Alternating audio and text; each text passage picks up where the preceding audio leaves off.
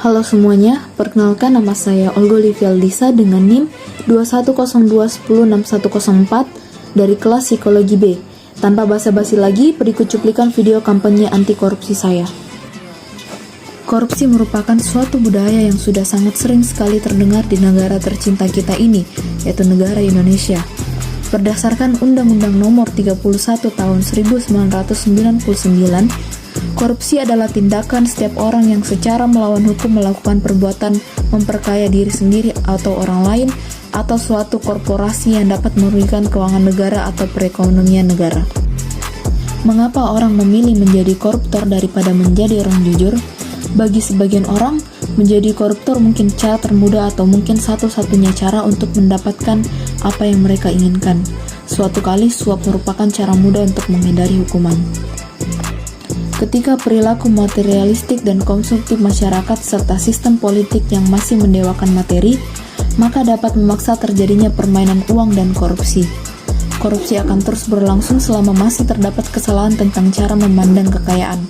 Semakin banyak orang salah dalam memandang kekayaan, semakin besar pula kemungkinan orang melakukan kesalahan dalam mengakses kekayaan.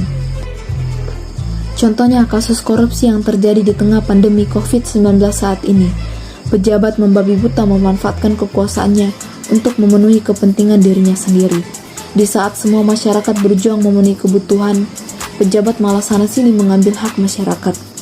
Banyak masyarakat terkena PHK karena pandemi ini. Namun itu tidak menurunkan nafsu dan sifat rakus para politikus yang tidak punya harga diri melakukan korupsi. Mereka berfoya-foya membeli barang mewah dari hasil curangnya tersebut di tengah masyarakat yang sedang bertahan untuk memenuhi kebutuhan pokoknya. Lebih parahnya lagi, para pejabat Kementerian Sosial beserta menterinya memotong bantuan sosial yang ditujukan kepada rakyat untuk dinikmati sendiri. Semua hal itu dilakukan oleh mereka yang dipilih oleh rakyat dan disumpah untuk membantu rakyat.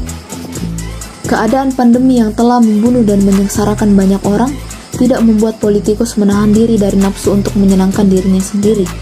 Kita selaku publik tidak hanya mempunyai tugas berjuang untuk bertahan hidup di tengah pandemi ini, melainkan juga mengawasi kebijakan dan penggunaan anggaran. Pandemi memang melahirkan kebiasaan-kebiasaan baru, namun tidak dengan kebiasaan politikus kita yang dari dulu sangat tidak tahu malu melakukan korupsi. Maka dari itu ada beberapa cara untuk menghindari tindak korupsi ini. Yang pertama, membangun supremasi hukum dengan kuat. Yang kedua, menciptakan kondisivitas nyata di semua daerah. Yang ketiga, eksistensi para aktivis. Yang keempat, menciptakan pendidikan anti korupsi. Yang kelima, membangun pendidikan moral sedini mungkin. Dan yang terakhir, pembekalan pendidikan religi yang intensif. Maka dari itu kita sebagai anak muda, sebagai generasi penerus bangsa, harusnya kita tidak terintimidasi oleh keadaan. Sebagai jiwa muda kita harus berani dan sebisa mungkin menghindari tindakan tidak terpuji, yaitu korupsi. Jangan mudah terpengaruh seperti pesan almarhum Pak Artijo, yaitu jangan terintimidasi oleh lingkungan yang tidak jujur. Di dalam kutipan tersebut Pak Artijo menyampaikan pesan, hukumlah yang mengintimidasi terhadap penyelewengan, bukan sebaliknya. Serta kutipan yang memiliki pesan dan makna yang sangat dalam dari beliau adalah kejujuran tidak bisa diajarkan tetapi dihidupkan.